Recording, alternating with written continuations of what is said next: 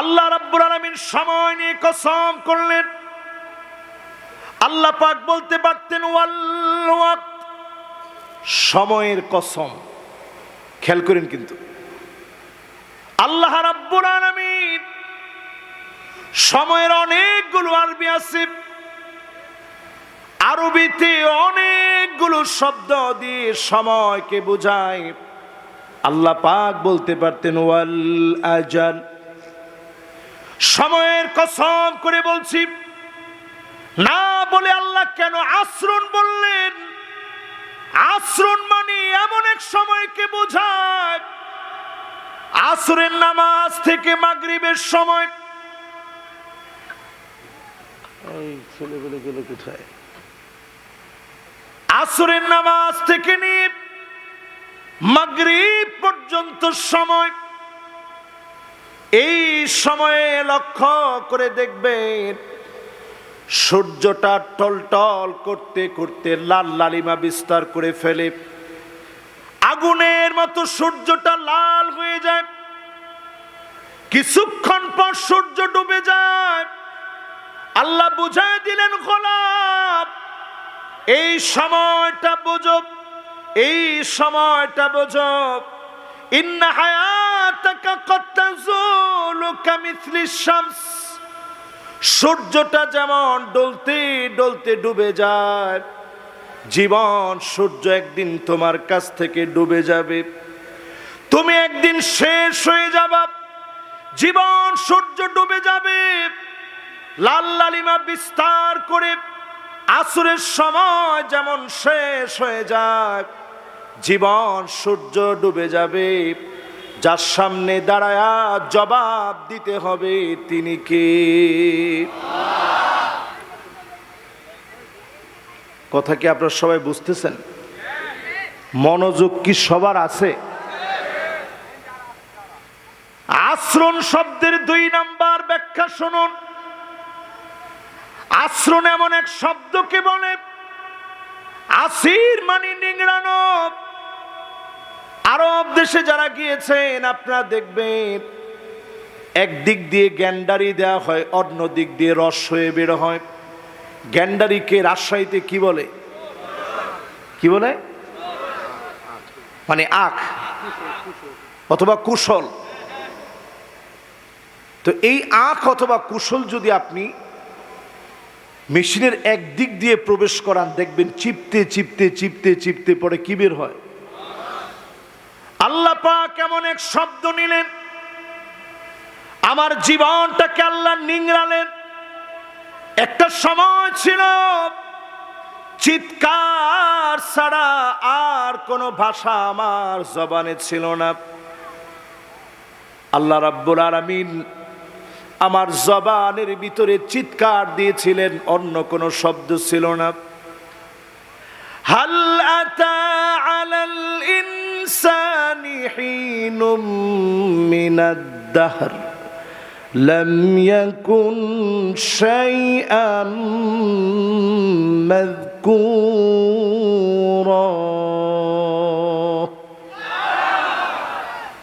এমন সময় আমার ছিল, চিৎকার ছাড়া কোনো ভাষা ছিল না, অন্য কোনো ভাষায় কথা বলতে পারতাম না।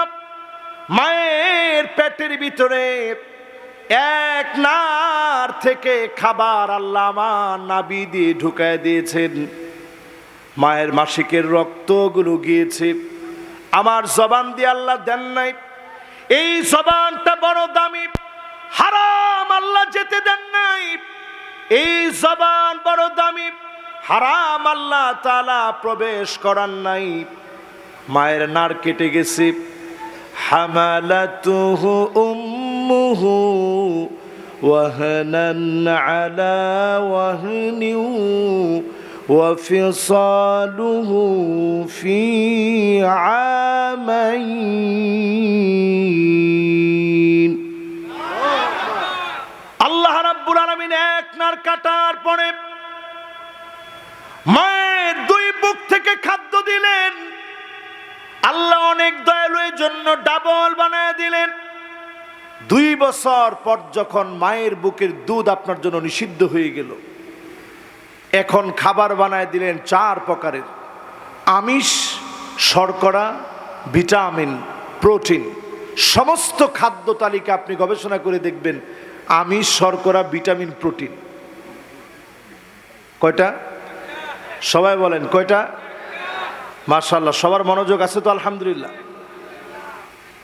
এই 4 আইটেমে আল্লাহ খাবার খাওয়ালেন। দুনিয়ার আপনি শিশুবেলা কাটালেন, যৌবনে পদার্পণ করলেন, আপনি আপনার জীবনের বার্ধক্যে উপনীত হয়ে গেলেন। অন্ধকার কবরের সময় আপনার সামনে চলে আসলো, চক্ষুটা আপনার বন্ধ হয়ে গেল।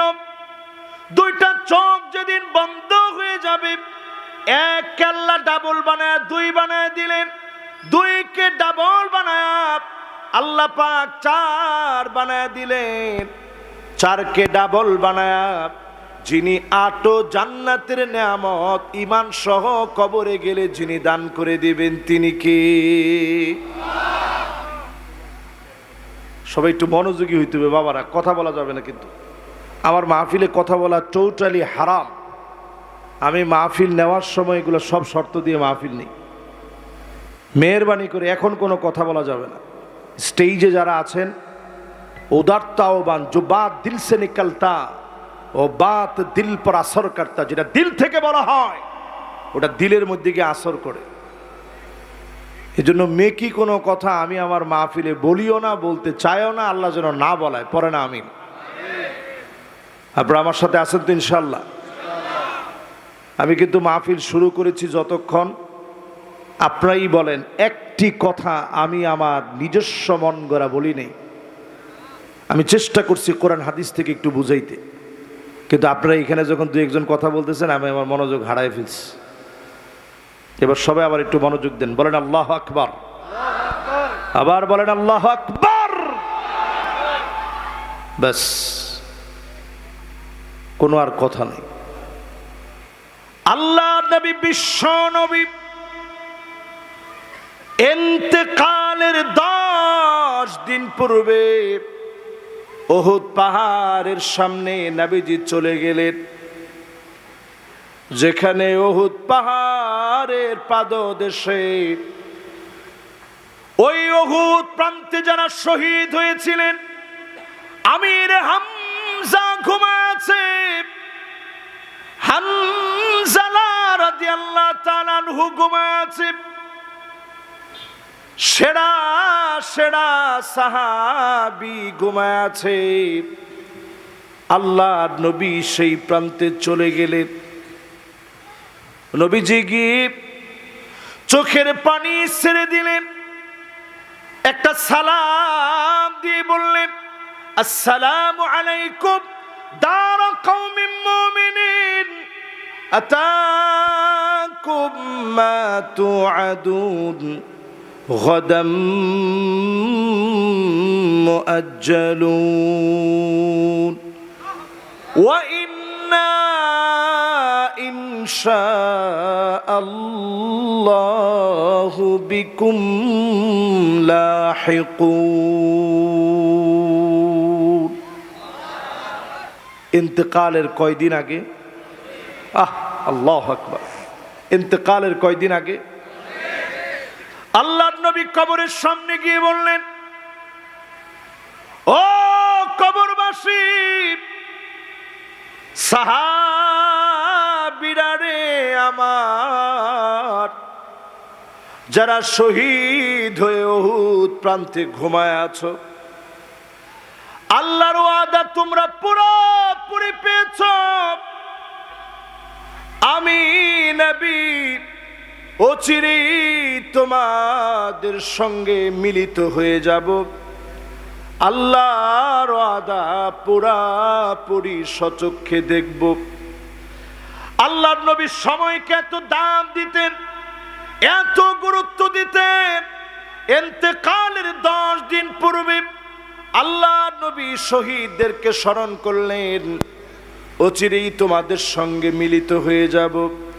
এই দিন বিজয়ের জন্য সময়কে কাজে লাগিয়ে ইসলাম নামক গাছকে বাঁচায় রাখার জন্য বদর উহুদ থেকে শুরু করে প্রান্তে প্রান্তে রক্ত ঝরেছে, আজ আমার দেশে রক্ত ঝরছে, ঠিক কিনা বলেন? শুধু 28 অক্টোবরের দিকে তাকায় দেখেন, শুধু 28 অক্টোবরের দিকে তাকায় দেখেন, নিরপরাধ নিরস্ত্র মানুষকে লগি বৈঠা দিয়ে পিটে হত্যা করে যারা নৃত্য করতে পারে তারা মানুষ হতে পারে না, ঠিক কিনা বলেন?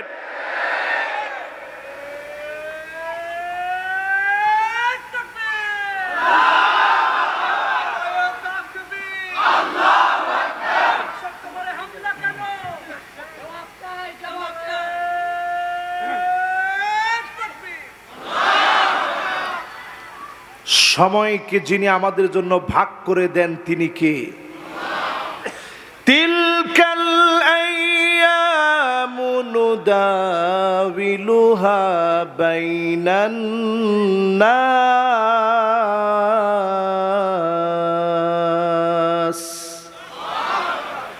সময় সব সময় একরকম যায় না।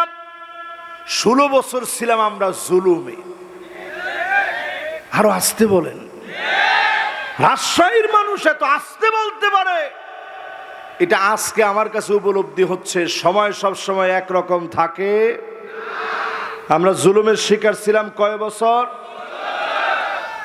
এই 16 বছরে আমি অনেক মাহফিলে এদিকে সেদিকে আসছি। আসার পরে অনেক ভাইরা গিয়ে বলতো, হুজুর আল্লাহ কি দেখে না? জোরে কর নাউজুবিল্লাহ। ওমা নাউজুবিল্লাহ বলছি জোরে বলতে, একটু সবাই জোরে বলেন না নাউযুবিল্লাহ।